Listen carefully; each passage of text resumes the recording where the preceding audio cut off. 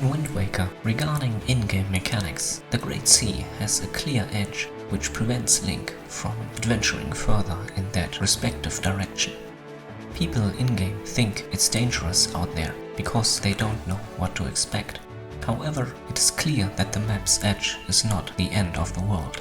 It's just the end of the known world to the people of the Great Sea. Therefore, I was wondering, what could lie beyond the borders of the Great Sea, besides the world of the Ocean King, of course? And could there be any connections between this mysterious place and the world we see in Wind Waker?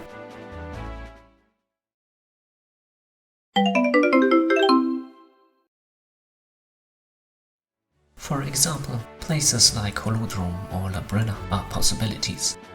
It is also speculated that Tetra and her pirate crew are pirating outside the boundaries of the Great Sea, and fishing people might fish outside too. A quote from Anton and the presence of the lighthouse on Windfall Island further strengthen this possibility. Lenzo definitely used to travel around the Great Sea, so there might be a possibility of him having visited or come from places outside, although I admit this is speculation.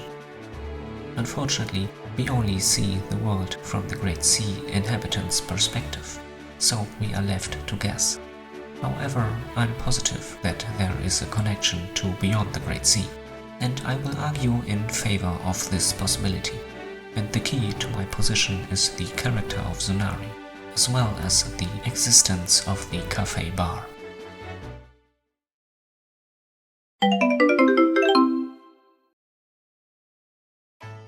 Zunari is a human living on Windfall Island, who opened his shop there and sells goods to Link and various inhabitants of the island.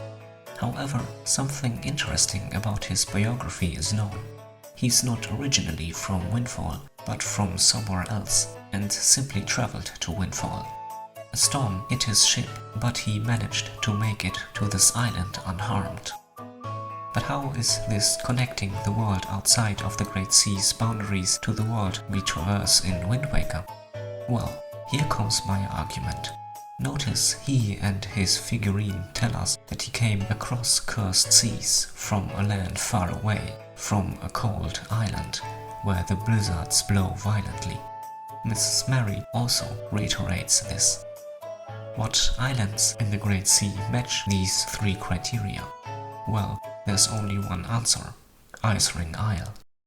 Ice Ring Isle is a ring-shaped island covered in ice. Blizzards blow indeed on this island. In general, Ice Ring Island is a hostile environment for any living being.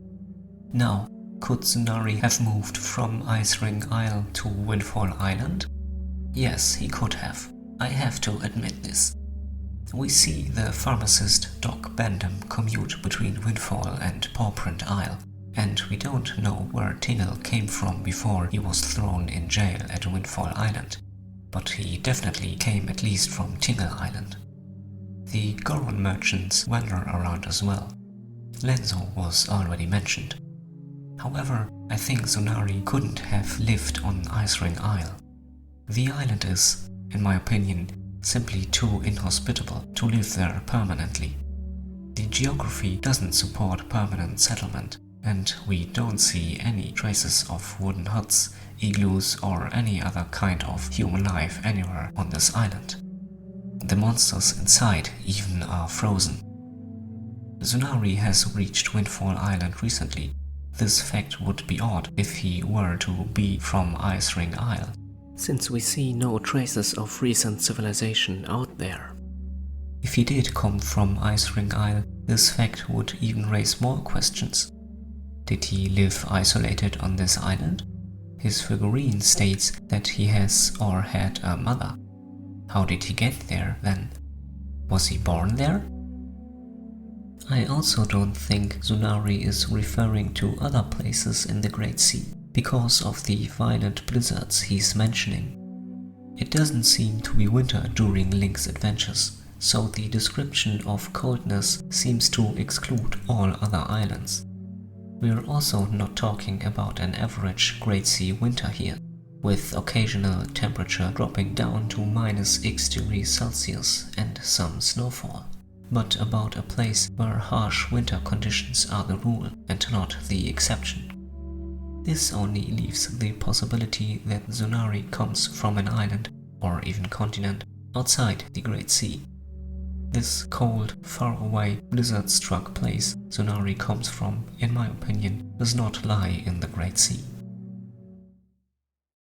We now have seen that there at least is one connection between the Great Sea and the outside world surrounding it. Saying that this one-stranded fellow is the only connection between these two places is an unlikely explanation, as I will further try to show. But how could these connections look like? For this, let's take a look at Windfall Island's cafe bar and its most popular beverage, coffee.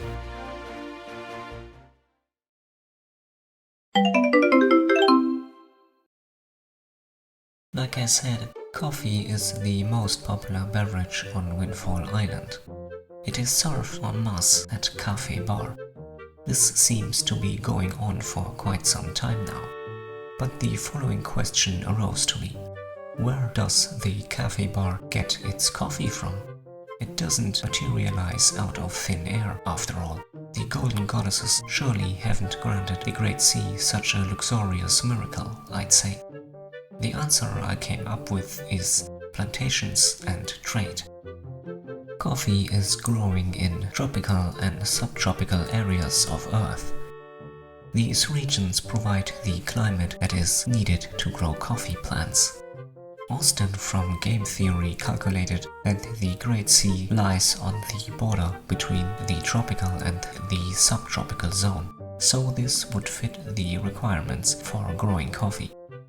Plantations could work as a source for coffee in the Great Sea. We see subtropical islands, so growing coffee plants definitely is possible in the Great Sea. However, we do not really see coffee plants and coffee plantations in Wind Waker. This is a problem. So, with so many islands to grow coffee plants on, we would at least see 1 or 2 plantations if we are to assume permanent cultivation of coffee at the Great Sea. Therefore, we have to look for another possibility. Luckily, there is one. While coffee plantations seem to be rare or even non-existent, trade is also a viable option. This is definitely an option to consider, and the counter-argument, we see no trade happening in Wind Waker, is far weaker in my opinion compared to the same argument made against plantations.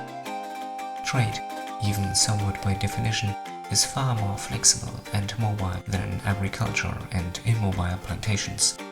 We see numerous examples in history where events lead to the rise of one trading city and the fall of another. In addition, Link is, at most, maybe for 2 or 3 months on his adventure in the Great Sea, I'd say. If only 2 large ships carrying coffee would visit Windfall every 6 months, this would totally explain the lack of trading ships we see in Wind Waker. Windfall has earned its reputation as a commercial city from somewhere, after all. Ships rarely visiting Windfall would also explain why there is little to no knowledge about the world beyond the Great Sea, as most fishermen in the Great Sea would travel far less and far shorter distances than merchants or pirates.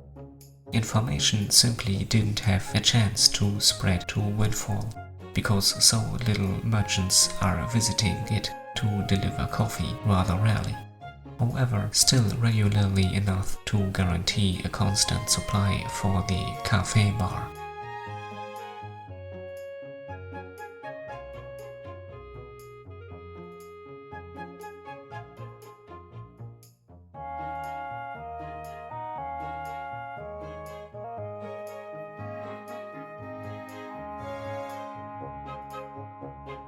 If you pardon my speculation regarding the following made-up dialogue, I think it could play out somewhat like this. Lastly, coffee beans are small and light and can thus be carried in large quantities. Therefore, they are an ideal product to be traded and carried by ships. So, I hope to have successfully argued in favor of the possibility that Zunari came from outside the Great Sea, and that Windfall Island has trade connections to and with the outside world. Again, I think it's a very interesting idea to theorize about, and it opens up a lot of possibilities. I hope you stick around to my next video. Bye bye!